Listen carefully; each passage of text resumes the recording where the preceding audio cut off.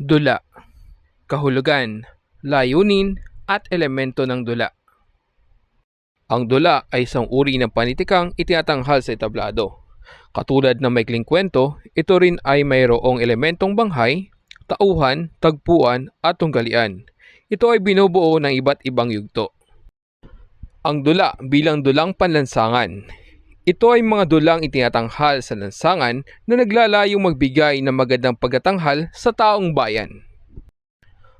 Ang dula ay kinikilala bilang isang akdang pampanitikang layuning manggaya sa mga kaganapan sa buhay na ipinapalabas o ipinapamalas sa tanghalan.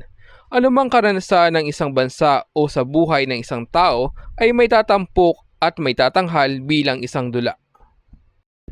Layunin ng dula.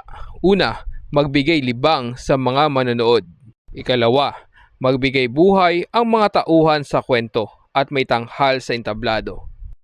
Ikatlo, may tanghal ang mga kwentong maaaring nagmula sa imahinasyon ng manunulat o may kwento mula sa realidad ng buhay.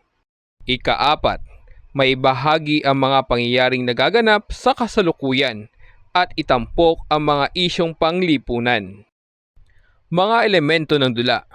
Una, tauhan o aktor. Ang tauhan o aktor ang nagbibigay buhay sa kwento ng dula. Tanghalan, ang lugar kung saan itinatanghal ang dula. Direktor, ang nangangasiwa sa kabuuan ng pagtatanghal at nagpapakahulugan sa script. Teknikal, ang paglalagay ng tamang ilaw at tunog sa bawat tagpo ng dula na angkop sa emosyon ng pagtatanghal. Ang script ay pasulat na version ng dulang pagtatanghal. Dito nakikita ang mga dialogo ng mga tauhan, mga kagamitang kailangan, mga kilos at mga detalyeng mahalaga sa pagtatanghal ng dula. Ito rin ay tinatawag na kaluluwa ng dula.